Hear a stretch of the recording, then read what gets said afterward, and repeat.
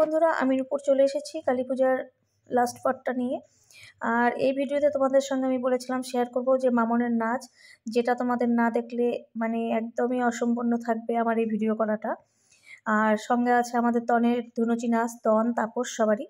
তো তোমাদের সঙ্গে সবটাই শেয়ার করব। তো চলো কথা না বাড়িয়ে শুরু করি। তো এই যে এখন চলছে মায়ের বরণ, আর মামন তো খুব সুন্দর নাচ করছে।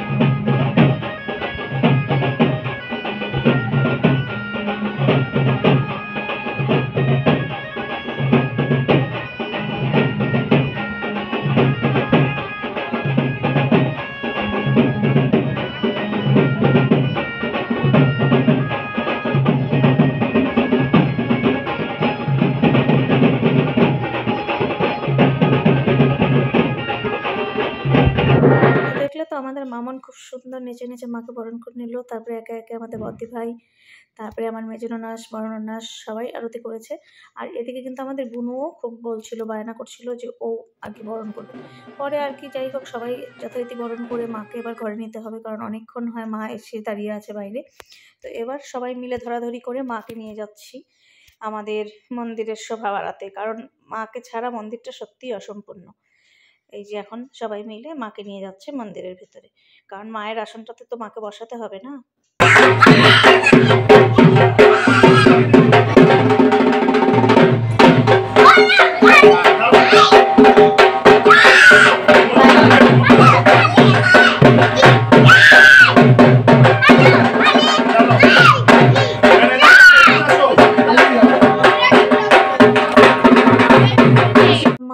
দেখো কি হাসি হাসি, মায়ের মুখটা দেখলে না সত্যি মনটা জুড়িয়ে যায়। মানে একটা আলাদাই শান্তির জায়গা। মনের যত অশান্তি, যত কালিমা সব যেন মায়ের মুখটা দেখলে জুড়িয়ে যাচ্ছে। তো মায়ের কাছে এটাই প্রার্থনা করছিলাম, মা সবাই যেন তোমাকে আনন্দ করে প্রত্যেক বছর এভাবে আরাধনা করতে পারি। তুমি সবাইকে ভালো রাখো, সুস্থ রাখো। এই যে ঝালটার এই পাশটা দিয়ে নে, ভিতর দিয়ে দে ঢুকা। হ্যাঁ হ্যাঁ,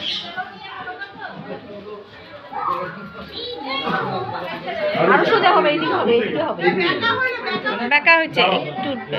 হ্যাঁ হ্যাঁ হ্যাঁ, এবার ঠিক আছে, একটু ঠাসা দে, ব্যাস। হ্যাঁ আসে আসে, আর একটু। এবার মাকে বসিয়ে সবকিছু অলঙ্কার দিয়ে মাকে সাজিয়ে রেজিয়ে বসানো হয়ে গেছে। আর এদিকে আমাদের ঠাকুরমশাই চলে আসছে, পূজাও শুরু হয়ে গেছে। তো সবাই বাইরে আমরা বসে পূজা দেখছিলাম। আর এদিকে তো শীতের রাত্রি, 12টা মানেই বিশাল রাত্রি, বুঝতেই পারছো। তো ঠান্ডার মধ্যে সবাই আমরা বাইরে বসে পূজাটাই উপভোগ করছিলাম।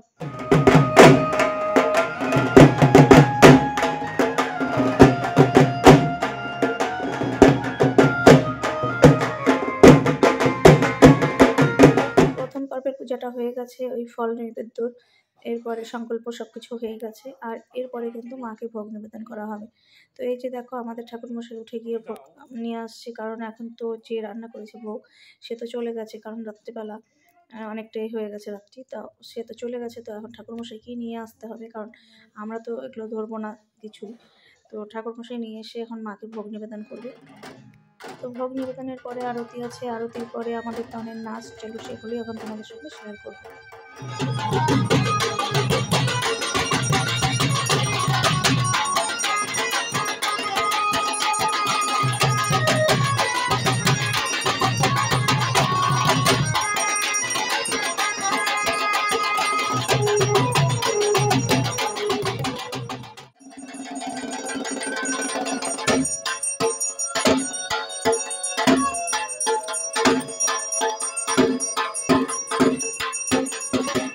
তারপরে তো আরতি হয়ে গেছে, এখন যজ্ঞ করতে হবে, কারণ এই যে সব কিছু রেডি করে নিচ্ছে আমাদের ঠাকুরমশাই। আর ঠাকুরমশাই কিন্তু আমাদের অল্প বয়সী, ওর কিন্তু নামটা আমি বলতে পারছি না, কারণ কি ওকে অনেকেই চেনো। যারা তোমরা কোচবিহারে থাকো তারা অনেকেই চেনো, কিন্তু এই নামটা আমাদের বদ্দা ভাইয়ের নাম। এই কারণে আমি আর কি নামটা ধরতে পারছি না, কারণ আমাদের মধ্যে বড় ভাসুরের নাম আর কি ধরতে হয় না। তো এই জন্য আমরা আর কি নামটা ধরি না, তাই জন্য ঠাকুরমশাই বারবার বলছি, নিশ্চয়ই বুঝতে পারবে।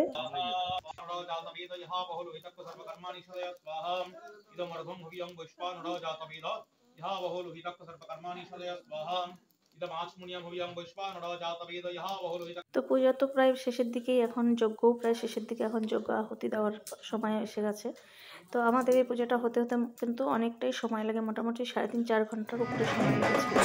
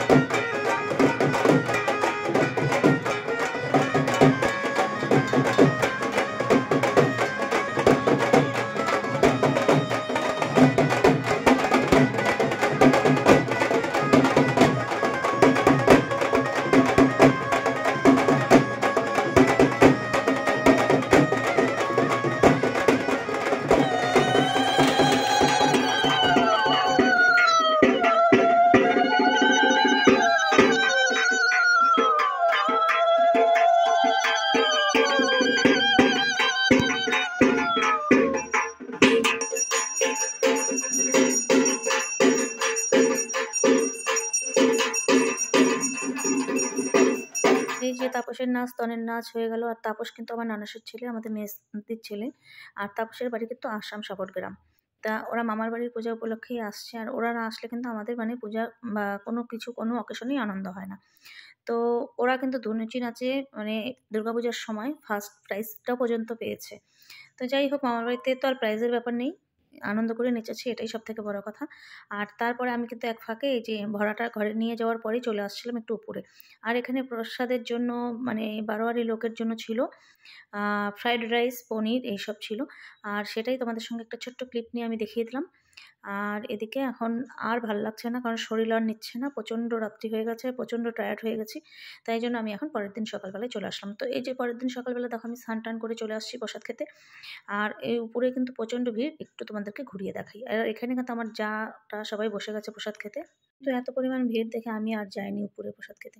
তাই আমি ঘরে বসে নিচে এই যে যেখানে ভোগ রান্না হয়েছিল সে ঘরটাতেই বসে প্রসাদ খাচ্ছিলাম। আর এই যে এত পরিমাণ কথা বলছি, কথা বলতে বলতে আমার তো মানে প্রচণ্ড খাটনি হয়ে গেছে।